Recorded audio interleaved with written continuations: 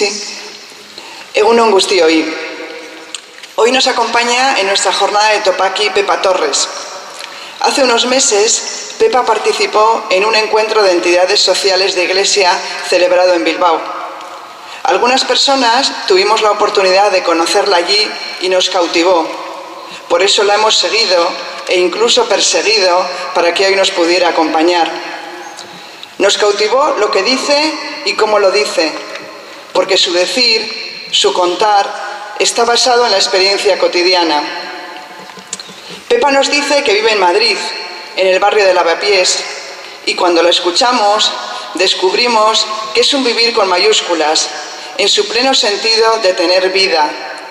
Porque Pepa no mira para otro lado cuando hay que denunciar las situaciones injustas, porque se implica en la defensa de los derechos de quienes los ven pisoteados, porque hace suyas las luchas por la búsqueda de la justicia, porque aunque ya no esté de moda la palabra, es militante. Y con el mismo empeño celebra en el barrio, con su gente, los logros conseguidos, conscientes que el camino es largo, pero que se va caminando. También nos dice que es religiosa de la Congregación Apostólica del Sagrado Corazón de Jesús y que vive en una comunidad intercongregacional con una compañera dominica de la enseñanza y una laica, y que forman una comunidad extensa con gente agnóstica de distintos credos religiosos. Y cuando la escuchamos hablar de sus compas, renovamos nuestra apuesta por la tarea compartida, por el trabajo codo con quien busca un mundo justo y fraterno, independientemente de su origen o creencia. Nos dice que es filóloga, teóloga y educadora social, y descubrimos que Pepa ha sabido actualizar y concretar en la realidad de cada día sus conocimientos y formación, poniéndolos al servicio de quienes más sufren. Y todo esto que nos dice nos lo cuenta impregnado de fuerza y entusiasmo y atravesado por altas dosis de esperanza, convencida de que vale la pena luchar por la belleza y la justicia.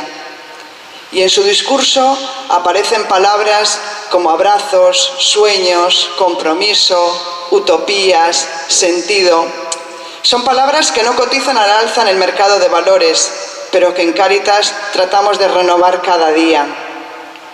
Esta primera presentación la hemos titulado Mirada a nuestra realidad, fracturas vitales. Le hemos pedido a Pepa que nos ayude a hacer un recorrido por nuestro entorno, nuestros barrios, nuestras comunidades, nuestro mundo con sus mundos. No se trata de una mirada científica, ni sociológica, ni siquiera una mirada objetiva. Se trata de una mirada atravesada por los ojos de Dios, que se detiene en los detalles, que se para a mirar donde otras miradas no se fijan, allá donde se quedan quienes no cuentan, quienes son expulsados del camino y se arrojan a la cuneta, allá donde Dios nos invita a implicarnos y también a complicarnos. Bueno, muchas gracias por esta presentación, que yo creo que Mavi me quiere y por eso ha hecho esta presentación, porque quedamos mutuamente seducidas en aquel encuentro de entidades cristianas. Bueno, lo primero que quiero deciros es que ricasco por esta oportunidad de participar en este Opaki con vosotras. Y lo segundo que quiero deciros es que cuando una o uno comparte desde la verdad que tiene, ¿no? Desde el trozo de verdad que tiene, desde lo más hondo de sí misma o de sí mismo, necesita hacerlo en su lengua materna, ¿verdad? Y por eso a mí me gustaría poder compartir estas reflexiones en vuestra lengua, ¿vale? Pero tengo que hacerlo en la mía materna, que es el castellano, pero realmente me gustaría poder hacerlo en euskera. Bueno, pues vamos a... ¿no?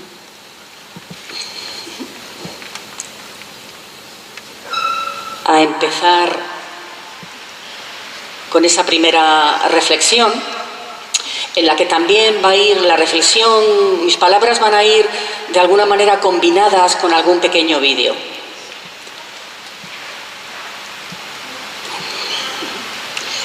Bueno, pues el bien común, ponerle pies a la utopía una mirada de nuestra realidad, ¿no?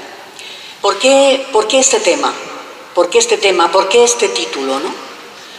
Bueno, porque el Evangelio tiene mucho que ver con la utopía, pero el Evangelio...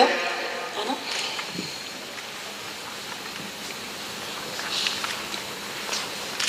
Sí. Ahora sí, ¿no? ¿Ya? Tenemos el guioncito también en la carpeta. Porque el Evangelio tiene mucho que ver con la utopía. Pero a la utopía hay que ponerle pies. Porque lo que cambia la historia y la vida de las personas y nuestras propias vidas no es, como dijo el Papa Francisco en la Asamblea de las Naciones Unidas, lo que cambia la vida y la historia no son los nominalismos declaracionistas, ¿no? Estas palabras que dijo Francisco, es decir, no es la abstracción, no son los discursos, sino lo que cambia la vida y la historia, nos recuerda el Evangelio, que es la encarnación. Como dicen también unas compañeras mías de un colectivo que nos llamamos Territorio Doméstico y que somos empleadas de hogar, la mayoría migrantes, organizadas en la lucha por sus derechos, lo que cambia la vida y nuestra propia vida es acuerpar los sueños de dignidad y las luchas que reclaman otro mundo, otras relaciones posibles y el derecho de todas las personas y pueblos al bien común. Es decir, el derecho de todas las personas y pueblos a tener vidas que merezcan la pena ser vividas.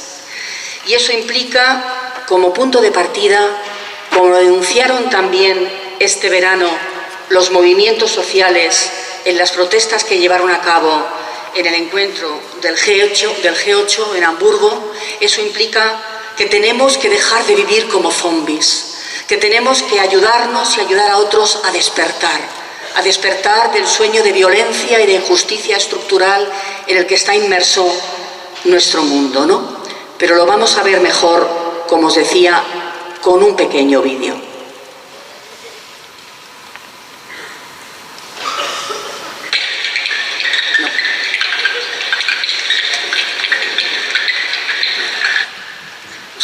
Entonces, vale.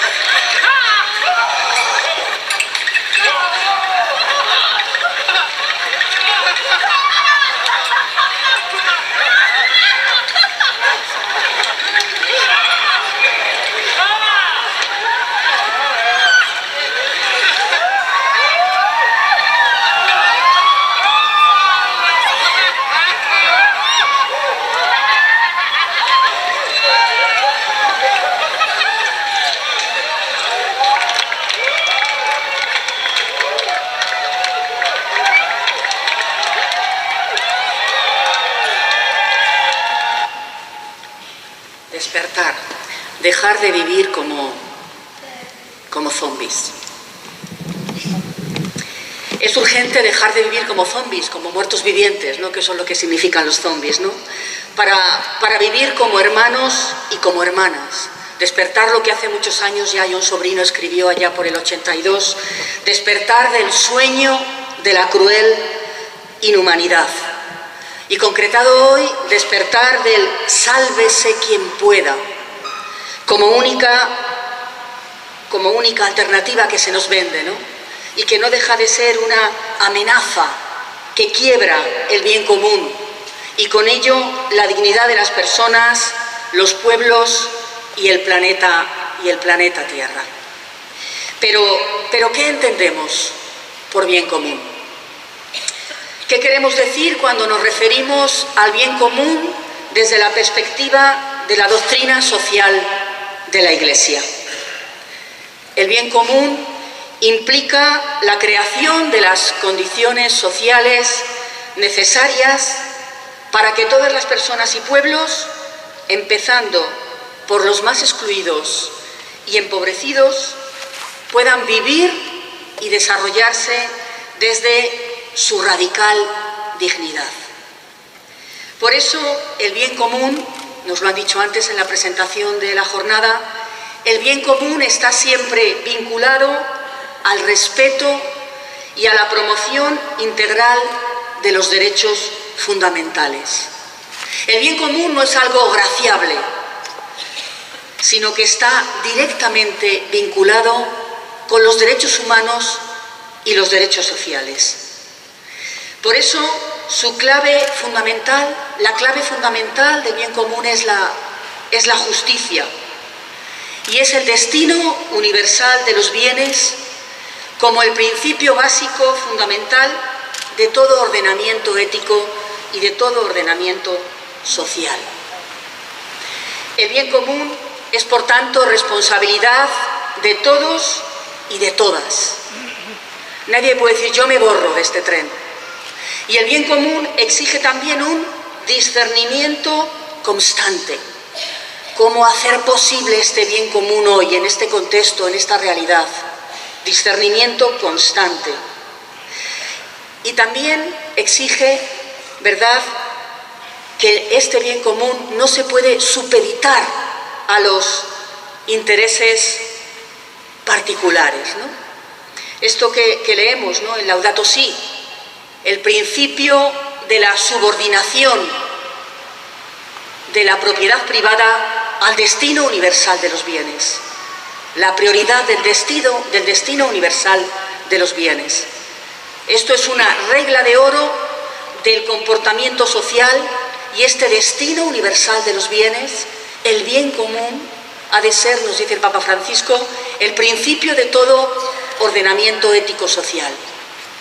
Sabemos, ¿verdad?, nos lo dice también la doctrina, a lo mejor de la doctrina social de la Iglesia, que la tradición cristiana nunca reconoció como absoluta e intocable el derecho a la propiedad privada, sino que la doctrina social siempre ha subrayado la función social de cualquier forma de propiedad.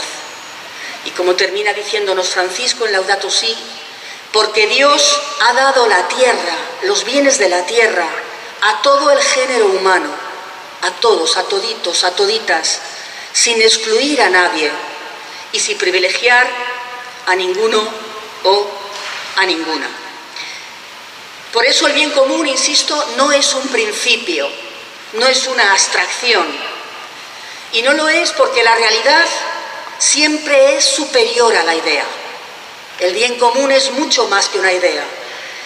El bien común son todos los pequeños gestos y acciones de cuidado mutuo, de amor civil y político en el sentido de ciudadano, como nos dice también Francisco, que se manifiestan en todas las acciones, desde la más pequeña a la acción más estructural que haya, porque la inclusión social de los empobrecidos y empobrecidas sea posible. El bien común son todos los pequeños gestos y acciones, desde nuestros barrios, ¿verdad?, hasta los lobbies de presión en la ONU. Ahora, por ejemplo, desde mi barrio acabamos de llevar una historia a la ONU que tiene que ver con el maltrato a los inmigrantes, ¿verdad? Son todos los pequeños y gestos y acciones que custodian la dignidad de todas las personas, la dignidad de los pueblos y la dignidad de la tierra. Es decir, todos los pequeños gestos y acciones que hacen que la justicia y la paz, como dice el Salmo, se besen. Y que este beso de la justicia y la paz acontezca en nuestros contextos. El bien común requiere, por tanto, del amor personal, por supuesto, del amor interpersonal, pero requiere también del amor social, del amor cívico, del amor político, ¿no? Como también en Laudato Si se nos dice, ¿no? El amor, la caridad, el amor lleno de pequeños gestos de cuidado mutuo, es también ciudadano, es civil, es político y se manifiesta en todas las acciones que procuran construir un mundo mejor. El amor a la sociedad y el compromiso por el bien común, nos dice Francisco, son una forma excelente de la caridad que no solo, por supuesto que sí, pero no solo afecta a las relaciones entre las personas, entre los individuos, sino que afecta también a las macrorelaciones, a las relaciones sociales y a las relaciones políticas. Porque el amor social es la clave de un auténtico desarrollo y ha de ser la norma constante y suprema de nuestra acción como cristianos y cristianas. El amor social, por tanto, nos mueve a pensar, dice Francisco, en grandes estrategias que detengan eficazmente la degradación del planeta Tierra y que alienten, que refuercen una cultura del cuidado en todos nuestros contextos, en toda la sociedad, en todo nuestro mundo. El bien común, insisto, no es por tanto una abstracción, ni siquiera un principio. Por eso al bien común hay que ponerle pies y hay que hacerlo histórico a través de gestos y acciones cotidianas dirigidas a eso, a detener la barbarie en el planeta y a detener también la exclusión en nuestros contextos, a frenar, a buscar alternativas a la desigualdad y a la pobreza estructural. Pero también sabemos, ¿verdad?, que no corren tiempos buenos para el bien común. Y el debilitamiento de este bien común está golpeando escandalosa y sufrientemente. Venía con una compañera en el autobús que me estaba hablando de su tarea como Cáritas en el comedor social. Otra compañera antes me hablaba de la mesa de acogida, ¿no? Los que estáis ahí sabéis que no corren buenos tiempos para el bien común, ¿no? Que la gente es fuertemente golpeada en sus derechos más básicos, ¿no? Por eso también, porque además la ruptura, la fractura del bien común también rompe con la entraña de las democracias, ¿no? Que es también lo que está sucediendo, ¿no? Como la corrupción está rompiendo también la entraña de las democracias, ¿no? El bien común nos quiebra como humanidad en nuestras aspiraciones, en nuestros sueños, en nuestro derecho a la participación, etcétera, etcétera. Por eso el bien común requiere, como dicen los zapatistas, sostenedores del cielo. Tenía un cuento, pero no os lo voy a poner por la hora, ¿eh? Luego si queréis lo pincháis vosotros en casa. Requiere sostenedores del cielo, ¿no?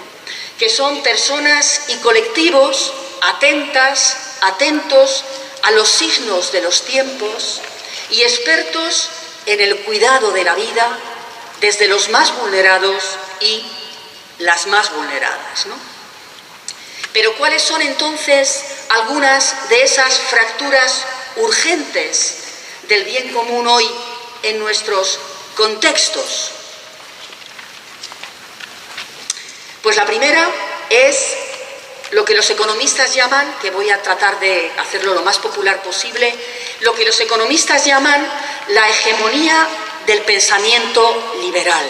El imperio de un principio que se llama Altina, que significa there is no alternative, es decir, el imperio de una convicción es que no hay alternativa, que fuera de esta gestión de la crisis, que fuera de la lógica del capitalismo neoliberal no hay alternativa, y que eso de alguna manera es lo único que podemos hacer, ¿no? Autoras como Susan George, por ejemplo, en El pensamiento secuestrado, o Naomi Klein, en La doctrina del shock, han reflexionado mucho sobre esto, ¿no? Como sabemos, esta idea de no hay alternativas, no podemos hacer otra cosa, ¿verdad? Esta idea tiene que ver con algo que ya en algunos países europeos se puso en marcha hace ya varias décadas y que tiene el nombre de capitalismo popular, que fue liderado en Estados Unidos por Reagan y en Reino Unido por Margaret Thatcher, ¿no? Este no hay alternativa, tenemos que acabar con el sistema de bienestar, que luego lo voy a desarrollar. Lo peligroso de este no hay alternativas es que ha sido exportado también desde numerosas universidades, entre ellas la Universidad de Chicago, ¿verdad? Y ha calado también a través de los medios de comunicación, a través de muchos discursos, ha calado también en nuestras conciencias, ¿no? Este pensamiento se ha extendido y nos lleva a creer que no podemos hacer otra cosa más que aceptar este estado de cosas o tener una respuesta simplemente desde la práctica de la ayuda de la forma más individual, ¿no? Lo que algunos han llamado también el capitalismo compasivo, ¿no? Es decir, como si la pobreza solo se pudiera gestionar desde la compasión interpersonal, que es muy importante, pero solo es una pata de la compasión, ¿no?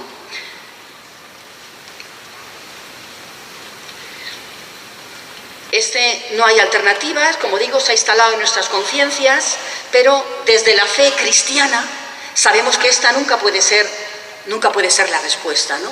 Desde la fe cristiana no podemos pactar nunca con lo que hay, cuando lo que está en juego es el sufrimiento de los prójimos y las prójimas, ¿no?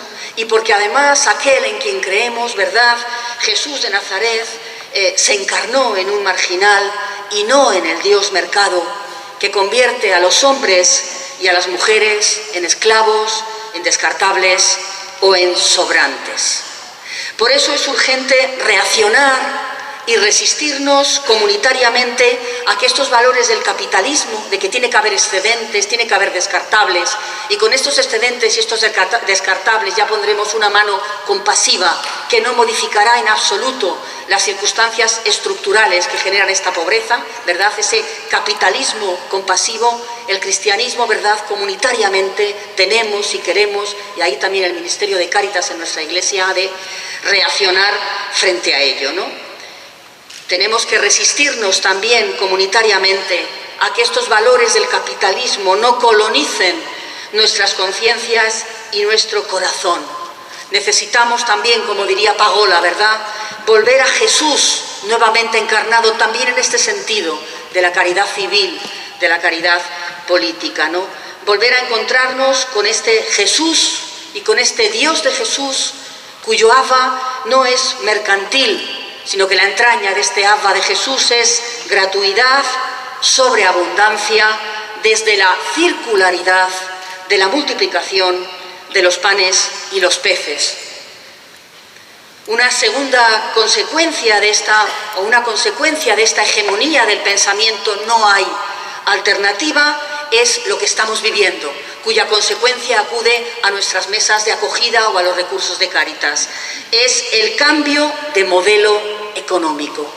El cambio de modelo económico y la fractura de lo que antes se llamaba el contrato social y la función redistribuidora del Estado. El fin del Estado del bienestar. Como han denunciado los últimos informes FOESAS, estamos pasando de la política del bienestar social, donde todas las personas han de tener unos derechos humanos, unos derechos sociales, a la meritocracia, ha dicho el informe FOESA, que esos derechos tienen que ser ganados. No basta que seas persona, tu dignidad no te reivindica derechos, ¿no?, desde esta perspectiva de la meritocracia. Es decir, un sistema en el que cada uno de alguna manera tiene lo que se merece. Un sistema donde hasta los pobres tienen que competir por los recursos, ¿no? Un sistema que está generando guerras entre los pobres, como ha dicho alguien. El conflicto refugiados-migrantes, el conflicto migrantes y autóctonos, el conflicto precariado y funcionariado, guerras entre pobres. El otro día oía un anuncio por la radio que me pareció absolutamente perverso. Lástima que no recuerde la ETT que lo hace. Así me alegro porque, aunque el anuncio te quedas con él por lo perverso que es, yo por lo menos, bueno, pues no me quedé con la ETT, o sea que no puedo hacer propaganda, o sea que me alegro, ¿no? Un anuncio que me resultó tremendo. A ver qué os parece a vosotras y vosotros. Un hombre de 50 años, en el anuncio, le dice a su hijo: ahora podrás volver a sentirte orgulloso de nuevo de tu padre. La razón de ello, según el anuncio, era porque gracias a la empresa de colocación de la que hace propaganda, había encontrado trabajo. Lo que me parece perverso de este anuncio es que viene a decirnos que el paro es un fallo humano, es decir, se patologiza o se psicologiza a los parados, desligando el paro de su dimensión estructural. Todos y todas sabemos ya en este país que el paro es estructural, que el paro se ha instalado en el sistema y que el paro está expulsando a las personas del circuito laboral para conseguir mayores rendimientos económicos. Un hijo no pierde el orgullo de su padre porque está parado, no debería perderlo, ¿verdad? Sino que el paro es estructural y por lo tanto tenemos que buscar alternativas juntos a ese paro. Y tenemos también que desvictimizar a los parados, no empoderar a los parados, como luego veremos. Bien, pues siguiendo este ejemplo, la crisis ha cuestionado la universalidad de los derechos, lo cual sitúa lo social, nos lo ha dicho numerosas veces los informes FOESAS últimos, lo social se ha colocado en una pura gestión competitiva y relega los criterios de la acción pública. Es decir, por encima de los derechos sociales están los presupuestos. Y un ejemplo representativo de esto, conozco menos la situación de Euskadi, sí conozco mucho la de mi lugar. Vamos a volver a este barco que está en crisis, que es el sistema de bienestar, ¿verdad? Ahí enganchando con el ejemplo que he puesto de este anuncio, en donde este hombre de 50 años, compungido en este anuncio, le dice a su hijo: ahora podrás volver a estar orgulloso de mí, ¿no? Que he comentado como una perversión del sistema, ¿verdad?, que quiere hacer creer que los parados lo son porque quieren, lo son porque hay una patología, psicologizar el problema del paro, cuando todos y todas sabemos, ¿no?, y los informes FOESAS así lo visibilizan y lo denuncian, el paro se ha instalado en el sistema de manera estructural porque tiene también un objetivo, que es una mayor ganancia económica a costa de personas, de colectivos excedentes, sobrantes, descartables, como dice el Papa Francisco, ¿no? Bien, pues en este cambio de sistema también se da, ¿verdad?, como decía también antes, ¿no?, la universalidad de los derechos, ¿verdad?, queda relativizada y se da primacía al presupuesto sobre los derechos sociales y los derechos de las personas, ¿no? El derecho a una casa, la vivienda, es un bien común, ¿verdad? Sin embargo, en los presupuestos del Estado sobre el tema de vivienda, ¿verdad?, siguen siendo bastante escandalosos. No sé aquí en el País Vasco, ¿no?, pero por ejemplo en barrios como el mío existen más de 4.000 viviendas vacías y todavía hay mucha gente viviendo en la calle, ¿no? Cómo poder recuperar la vivienda como un bien común, ¿no?, la vivienda como un derecho social, ¿no? ¿Qué políticas hay que hacer ahí, hay que reivindicar ahí, etcétera, etcétera, ¿no? En este cambio de modelo, la acumulación se produce por desposesión de bienes comunes. Es decir, derechos que son comunes, que tienen que ver con el bien común. Estoy poniendo ejemplos de mi comunidad, que es lo que más conozco, ¿eh? No conozco tanto la situación de Euskadi, ¿no? Como es, por ejemplo, el derecho a la salud, ¿no? La quiebra del derecho a la salud con el decreto sanitario a nivel estatal, que en algunas comunidades, por ejemplo, como la Comunidad de Madrid, ha sido salvaje y que en algunas comunidades ha generado incluso muertos. Por ejemplo, en Palma de Mallorca, la muerte de Alfa Pam por no ser atendido, un hermano senegalés, o en Valencia la muerte de Soledad Torrico, una hermana boliviana, o en Toledo la muerte de Janet Beltrán, una hermana nicaragüense. Qué curioso que todas personas sin papeles, ¿verdad? Pues la desposesión de estos bienes comunes ha generado acumulación. Es decir, hay empresas privadas dentro del mundo de la sanidad que se han enriquecido muchísimo con todo esto, ¿no? Lo pongo como ejemplo. La acumulación se produce por desposesión de bienes comunes y está generando una clarísima dualización social. Vivimos en barrios donde conviven muchos subbarrios, ¿verdad? En barrios, incluso barrios que antes tenían un alto nivel de vida, lo comentaba ahora con una compañera trabajadora de Cáritas, que están impresionados por el nivel de pobreza de personas que nunca han sido pobres, ¿no? Existe una escuela dual, una justicia incluso dual, una sanidad dual, una universidad dual, ¿no? Yo procedo de una familia obrera que llegué a estudiar a la universidad pues dentro de una política social que entendía que la universidad era un derecho para mucha más gente, ¿no? Yo he estudiado siempre con beca, ¿no? Hoy qué difícil ha vuelto a ser, por lo menos en bastantes lugares del Estado, que la gente de los barrios obreros pueda volver a estudiar, ¿no? O sea, en este cambio de tuerca del sistema en el que estamos, ¿no?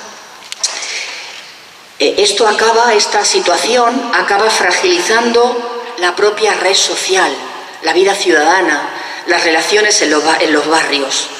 Acaba fragmentando el tejido comunitario y problematizando la convivencia, ¿no? Y al mismo tiempo que los recortes son salvajes en educación, en justicia, en gastos sociales, paradójicamente, se incrementa en gastos militares y en gastos policiales. A la vez que se legisla, y no solo en nuestro país, estoy hablando de Europa en general, a la vez que se legisla para criminalizar la protesta social. Este vídeo que hemos visto de los zombies, que fue un vídeo, como veis, absolutamente no violento, en donde muchísimos artistas de Alemania se pusieron de acuerdo para hacer esta representación como protesta a este encuentro, ¿verdad? Reivindicando otra política para Europa que tenía que ver también con el asilo de los miles de inmigrantes en los campos de refugiados de Turquía y de Grecia, ¿verdad? Pues este vídeo, esta acción fue duramente criminalizada, ¿no? Pues bien, se legisla para criminalizar la protesta social, como se ha hecho con lo que se llama la Ley de Seguridad Ciudadana o Ley Mordaza, o el endurecimiento del Código Penal, cuyo endurecimiento afecta sobre todo también a los migrantes y en concreto a uno de los colectivos más excluidos en nuestras sociedades, aunque sé que en el País Vasco en esto lo estáis gestionando como otras cosas de otra manera.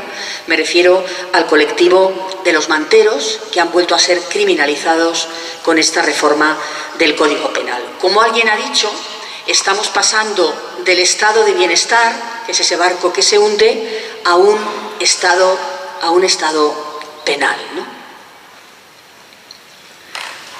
Otra quiebra del bien común tiene que ver con la división internacional del trabajo.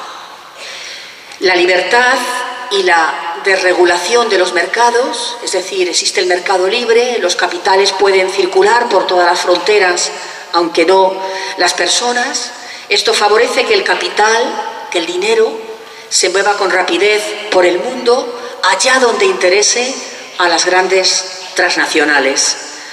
Y el capital entonces se mueve y abarata los costes de producción, los costes ambientales. Hay países que están siendo convertidos en vertederos industriales. El capital también abarata la mano de obra, ¿no? Esto que seguimos por tantas campañas, ¿no? De la mano de obra femenina explotada, la mano de obra infantil, ¿no? Todo lo que aquí nos llega luego cuando, por ejemplo, decimos de repente, ¿cuánta gente bangladesí de repente viene a este barrio, ¿no? ¿Por qué migran los bangladesíes, ¿no? Pues salen huyendo de la pobreza, del desastre ambiental y también de la explotación del textil en sus países, ¿no? ¿Os acordáis que hace un par de años se destrozó, ¿no? Hubo un accidente en una construcción muy deteriorada, que era una fábrica textil que trabajaban para algunos empresarios españoles, ¿verdad? De hecho, uno de ellos está en busca y captura, no le han encontrado, pero se le atribuyó a él parte de la responsabilidad, se consiguió que así pasara, ¿no? Pues esta explotación de la mano de obra en otros lugares del mundo que, como decimos, genera paro en el norte, precariedad en el norte y sobreexplotación en el sur, ¿no? Y esto también, que nos recuerda el informe FOESA, que tiene que ver también con la gente que luego atendemos en Cáritas, ¿verdad? Que es estos dos nuevos grupos sociales que se han generado con la crisis, ¿no?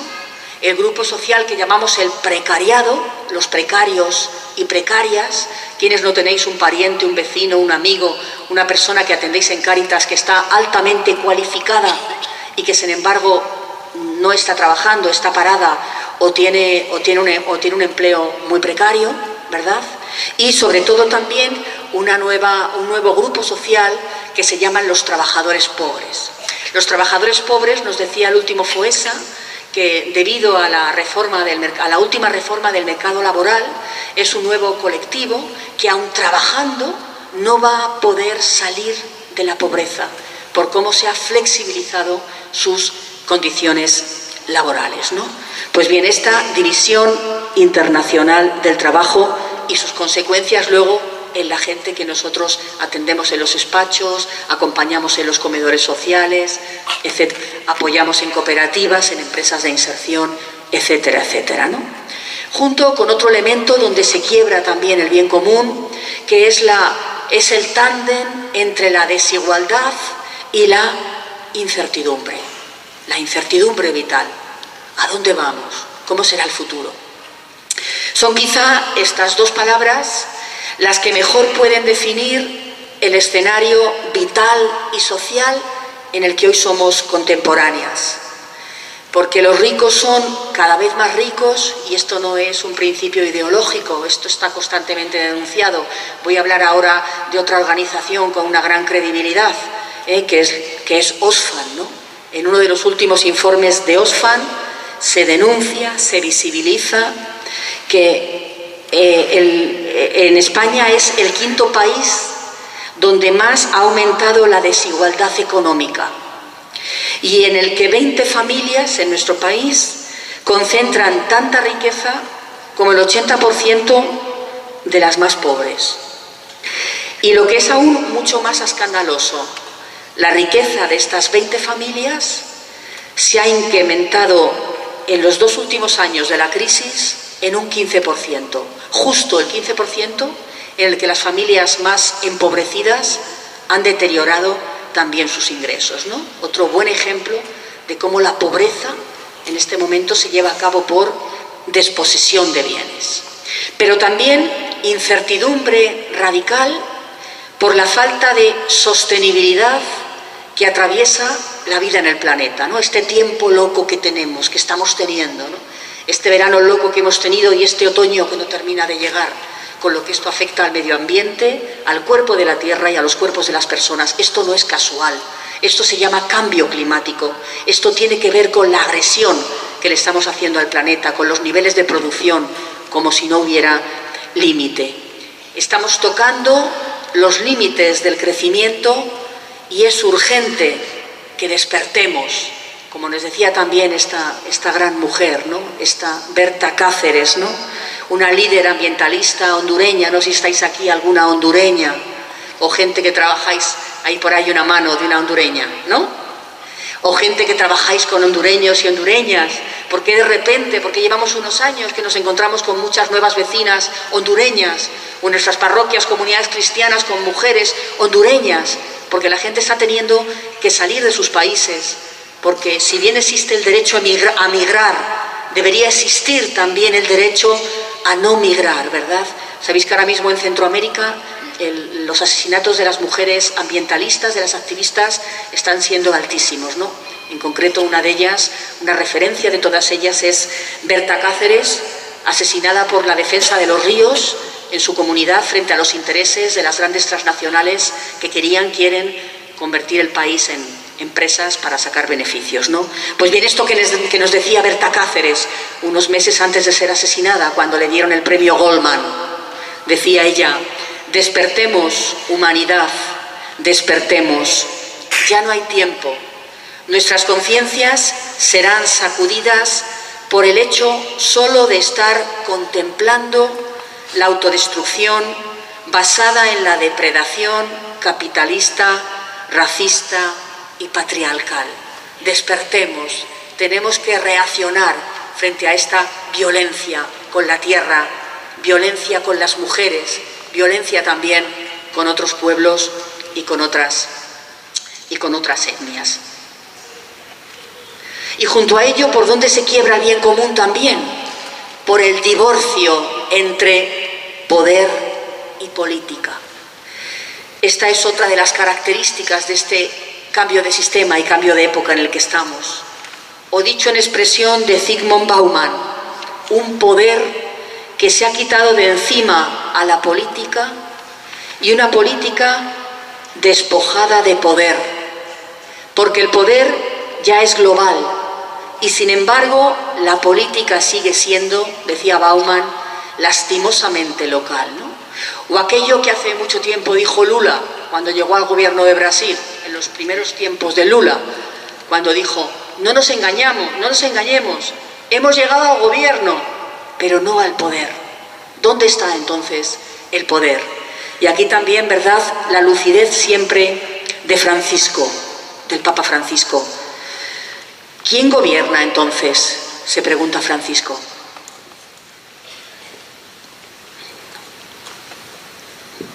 ¿Quién gobierna entonces? El dinero, dice Francisco en su viaje de vuelta de Polonia. ¿Cómo gobierna? Y responde Francisco: con el látigo del miedo, la inequidad, la violencia económica, social, cultural y militar, que engendra más y más violencia en una espiral descendente que parece no acabar jamás. Cuánto dolor y cuánto miedo esta política del dinero. Y dice Francisco: hay un terrorismo de base que emana del control global del dinero sobre la tierra y que atenta a la humanidad entera. De este terrorismo básico se alimentan otros terrorismos, como el narcoterrorismo, el terrorismo del Estado y lo que algunos llaman terrorismo étnico o religioso. Pero dice Francisco, ningún pueblo, ninguna religión es terrorista. Hay pequeños grupos fundamentalistas en todos los lados, pero el terrorismo empieza cuando se pone en el centro el dinero, nos dice Francisco, ¿no? En definitiva, entonces, atravesamos una crisis de valores y de sistema muy fuerte,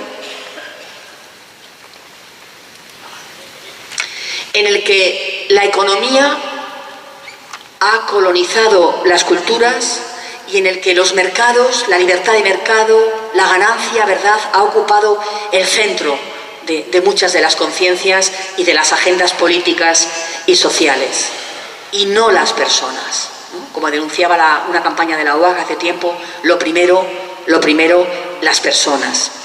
Los derechos humanos han perdido su significatividad al dejar de ser universalizables. El concepto de ciudadano, los derechos de ciudadanía, se han convertido también, ¿verdad?, en profundamente excluyentes, porque ¿qué pasa con los que no son ciudadanos? ¿Qué pasa con los que no tienen permiso de residencia? ¿No tienen derechos? ¿No tienen derechos humanos? ¿No tienen que tener ningún derecho social? Nos preguntamos, ¿verdad? El concepto de ciudadano se ha convertido en profundamente excluyente, a no ser que sea resignificado desde una perspectiva universal, dicen algunos, incluso más allá de los estados-nación y de las fronteras, ¿no? Como hoy nos reclaman, nos siguen reclamando, aunque ya casi no son noticia, las más de 18.000 personas que se comprometió a acoger el gobierno español y que permanecen estancadas en condiciones inhumanas en los campos de refugiados de Grecia o de Turquía, y de las que escasamente se han acogido a 1.800 personas, no sé aquí, pero por ejemplo en Madrid hay toda una red muy bien organizada y muy bien creada desde la Iglesia de Madrid a la espera de esos refugiados que no llegan, porque no hay una voluntad política de que lo hagan, ¿no? Y en la que nos consta que nuestro cardenal, el cardenal Osoro, está presionando muchísimo también desde el gobierno, también un poco ahí, pues reforzando la postura de Francisco en esto, ¿no? Para que finalmente se consiga este pasillo humanitario y lleguen todas las personas que faltan desde este compromiso de nuestro gobierno, ¿no? Las casi 18.000 personas, ¿no? Y dicho esto, antes de entrar en las heridas vitales que esto nos provoca, casi me entran ganas de volveros a poner el cuento que al principio dije que no os iba a poner, ¿vale?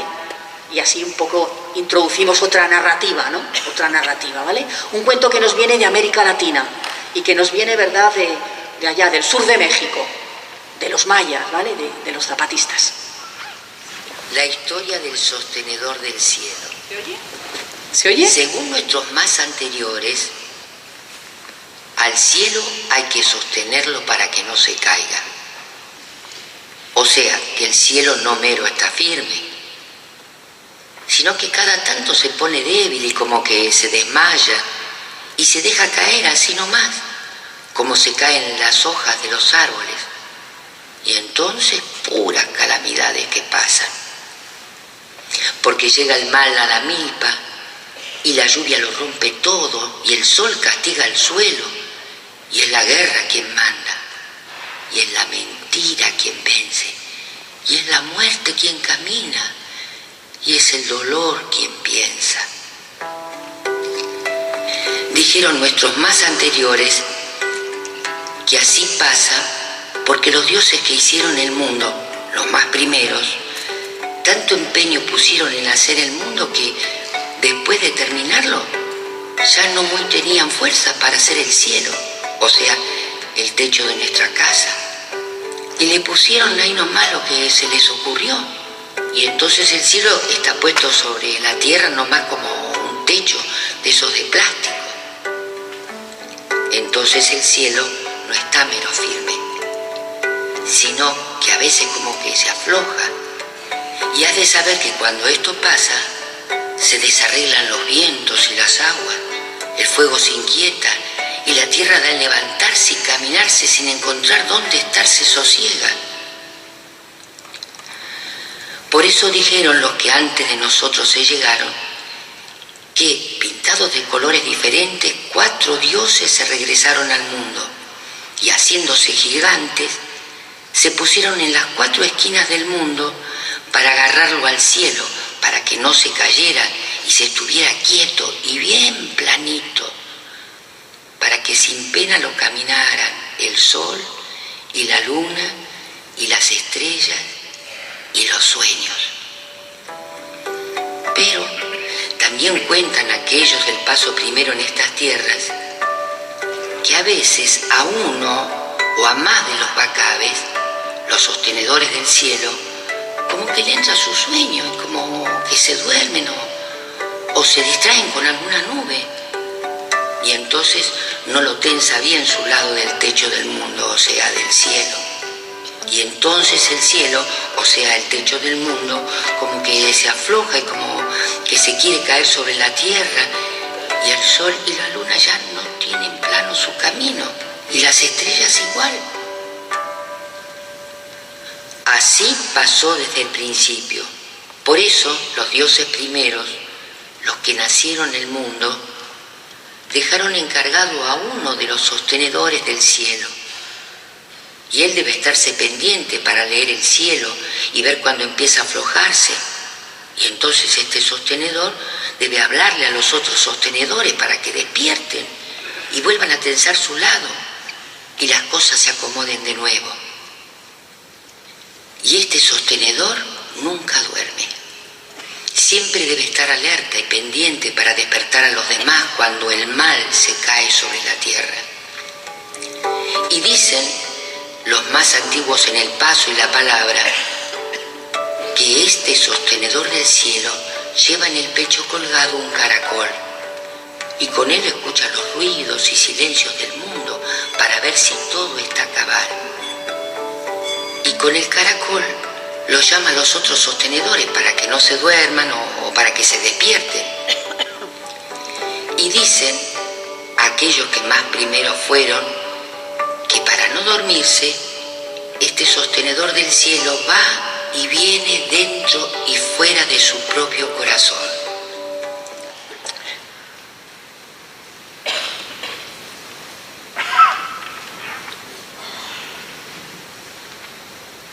Porque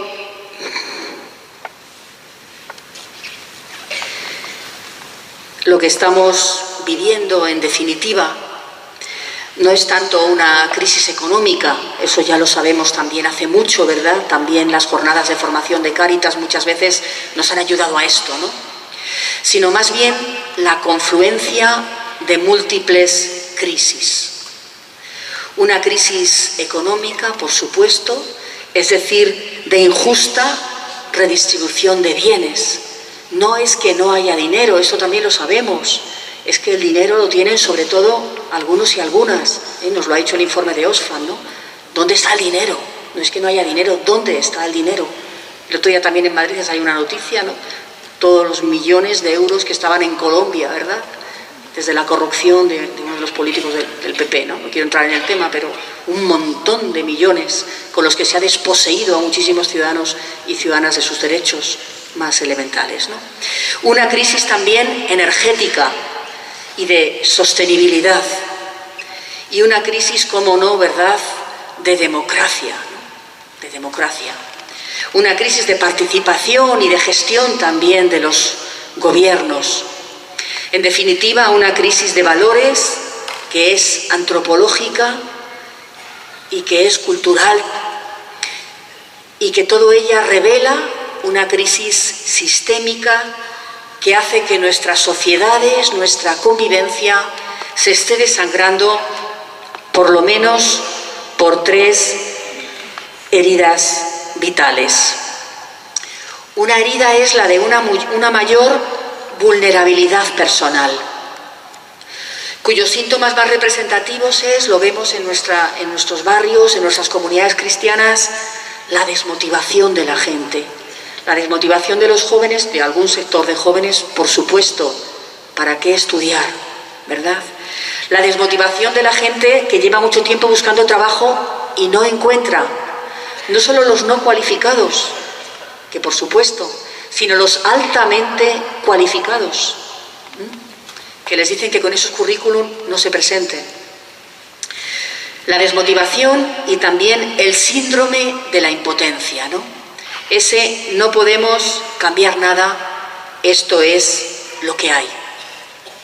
Una impotencia que como a mí me gusta decir, es una impotencia inducida, es una impotencia reforzada desde fuera, porque cuando las personas nos organizamos para conseguir algo, aunque sea pequeño, que tiene que ver con el bien común, conseguimos cosas. Como dice un amigo mío Mantero, Mamey, cuando luchamos ganamos. Lo primero que ganamos es la dignidad de luchar. Y lo segundo, que vamos ganando algunas cosas, aunque no tantas como nos gustaría ganar. Y también una competitividad tensa, ¿no? La competitividad que devora hoy nuestra vida, nuestros ambientes, los anuncios de la tele, los medios, presentarte a un trabajo. Ayer cuando viajaba en el avión, una mujer joven de Bilbao había ido a Madrid para presentarse a una plaza, y en el mismo avión iba su competidora, ¿no? Y la chavala, muy abierta, me empezó a contar el tema, y de repente era madre mía, yo lo quiero para mí, no sé qué historia tendrá ella, pero sé qué historia tengo yo, ¿no? Esta competitividad tensa, que se refleja socialmente, lo que antes he mencionado, la discriminación de identidades, ¿no? Primero nosotros, como en algunos sitios se dice, en algunos barrios de Madrid, que de repente aparecen con carteles, los primeros los nuestros, con mensajes claramente racistas y xenófobos, ¿verdad? ¿Quiénes son los nuestros desde la perspectiva del Evangelio, ¿no? ¿Quiénes son los nuestros? Y las guerras entre pobres, ¿no? Parados frente a migrantes, etcétera, etcétera.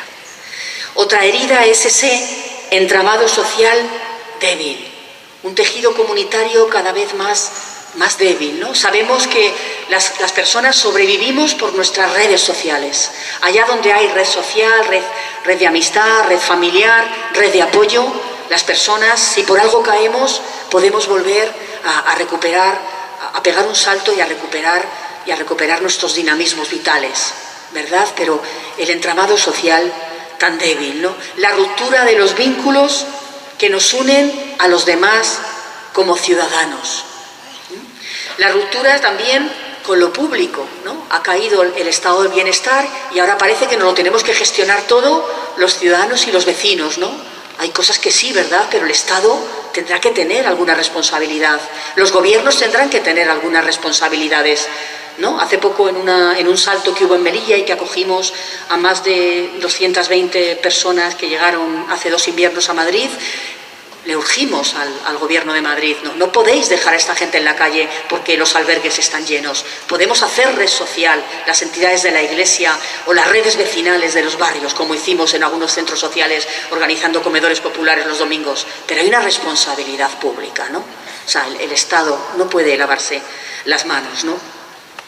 Y todo esto, ¿verdad?, desde la exaltación del individualismo, desde ese sálvese quien pueda. Es decir, para salvarnos, para superar esta situación, mejor ve a lo tuyo, salva tu situación, ¿verdad? No mires al de al lado, sino tira para adelante con tu problema y organízate como puedas, ¿no? Algo que los que trabajamos, por ejemplo, con personas migrantes, sabemos que en muchos de los centros lo primero que hacemos es intentar cambiar este chip. Si no te organizas colectivamente no vas a poder hacer nada en este país. Tienes que organizarte con otros y con otras, ¿verdad? Y nosotros contigo y tú con nosotros, ¿verdad? En la defensa de tus derechos, en saber qué hacer si te detienen, etcétera, etcétera, ¿no?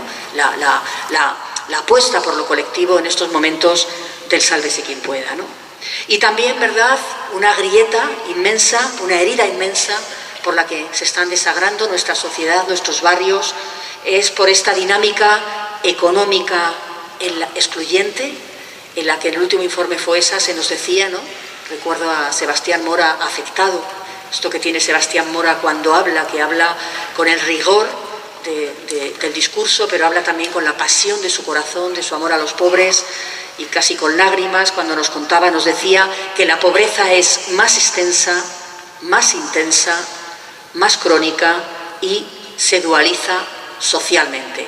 Porque junto con este crecimiento de la pobreza, también, ¿verdad?, el consumo de lujo, se nos decía hace 2 años, ha subido un 45%, ¿no?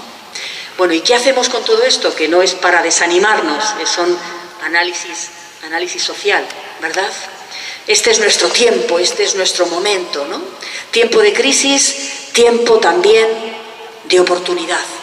Este es el tiempo que nos toca vivir y en él somos urgidos y urgidas a traficar y a encarnar con otros y otras el sueño, la profecía del bien común. Otros trafican con armas, con mujeres, con drogas, con capitales. Los cristianos y las cristianas lo que queremos es traficar con el bien común, ¿no? Traficar con los sueños que nos ayuden a sostener el bien común. Sueños que coloquen en el centro de la economía y la cultura no la pasta, no el dinero, no lo productivo, aunque todo esto también sea importante y haya que considerarlo, sino sueños que coloquen en el centro de la economía y la cultura el cuidado. El cuidado, de esto vamos a hablar luego en la segunda charla. El cuidado y la sostenibilidad de la vida. Y el derecho de todas las personas, empezando por los más excluidos y excluidas, como dice una vasca afincada en Madrid, una economista, la economista Amaya Pérez Orozco, el derecho a tener vidas que merezcan la pena ser vividas. Porque la historia no es un devenir de cosas. Nosotros no creemos en el destino, creemos en la promesa, creemos en la encarnación, creemos en la esperanza que se hace histórica. La historia es, decía Zubiri, un dinamismo de apropiación de posibilidades. Tenemos que estar también atentos y atentas a las posibilidades y construir desde las posibilidades. Por eso la realidad es siempre dinámica, es algo por hacerse y por construirse. Por eso las personas cambiamos la realidad, cambiamos las comunidades, cambiamos los contextos, podemos ir cambiando, aunque sea muy difícil, incluso las instituciones, ¿verdad?